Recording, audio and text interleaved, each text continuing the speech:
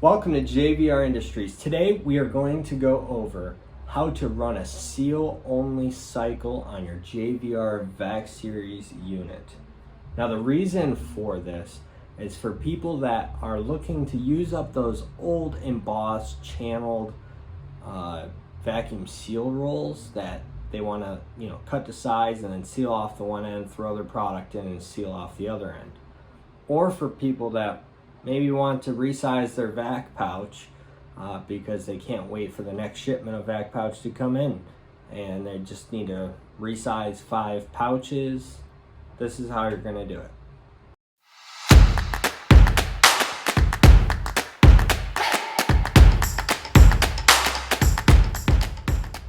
Welcome back, guys. So I'm going to quickly explain how the seal bar assembly works inside your unit.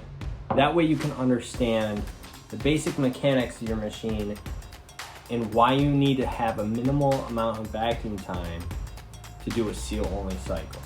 So I'm going to go over the basic function of the seal bar assembly. You have 2 holes, recessed holes here, and you have 2 rods that go through it that are inside the chamber of the VAC 100. Those rods are connected to the piston below, and those are called the seal bar lift pistons. They lift the seal bar assembly into the cushion strip on the lid of any VacSeries unit. Now, the purpose of this is during the seal cycle, the heat strip heats up during that process and presses up against the cushion strip. And this will seal off the package.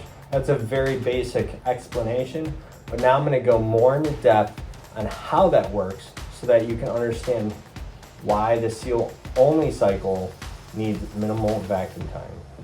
For those seal bar lift pistons to lift that seal bar assembly up, it's actually using positive pressure, positive outside atmospheric pressure to push those and engage those seal bar lift pistons into the base of the seal bar assembly so that this can press up against the cushion strip on your VacSeries unit. Well, how this works is when you start the cycle, you close the lid on your unit. What's going to happen is it's going to evacuate all the air out of this chamber. And it's also equalizing it by removing all the air from underneath the seal bar lift pistons. There's a hose section there. Once the evacuation has happened, what will happen next is there's a seal valve that flips and allows the outside positive atmospheric pressure to enter into the hoses below the seal bar lift pistons. And at this point, that positive pressure will get forced up into the seal bar lift pistons and press up the seal bar. Now, if you have no vacuum and it's totally equalized, the seal bar will not move and therefore you will not seal your package. So for a seal only cycle, you need about 5 to 6 seconds of vacuum time. Dial in your seal and cool time as necessary if you're doing a seal only cycle, and then throw that vacuum time to about 5 to 6 seconds, and that should be prime time for a seal only cycle. This will make it so that it evacuates a little bit of air and then it allows just enough air to reintroduce the positive atmospheric pressure in those seal bar lift pistons, engaging that seal bar into the cushion strip so that you can have that nice quick seal. So once again, guys, just a 5 to 6 second vacuum time, then set your seal or cool dependent on the thickness of your bag and what bar assembly you're running, and you should be set to go. Thanks again for tuning in with JVR Industries. I hope you've been finding these videos extremely helpful in your new chamber vacuum sealing adventure.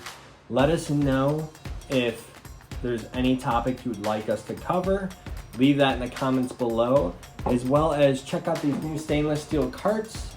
I'll put them in the description below with a link. So if you want to host your VAC 100 or 110 on a stainless steel cart, this is the perfect solution. There's actually a lower table on this so that you can store those filler plates, those chamber vacuum pouches, those pump exhaust filters, and so forth. Again, thank you guys for tuning in. Feel free to subscribe and hit the bell so you'll be notified when new videos are being posted. You guys have a great one.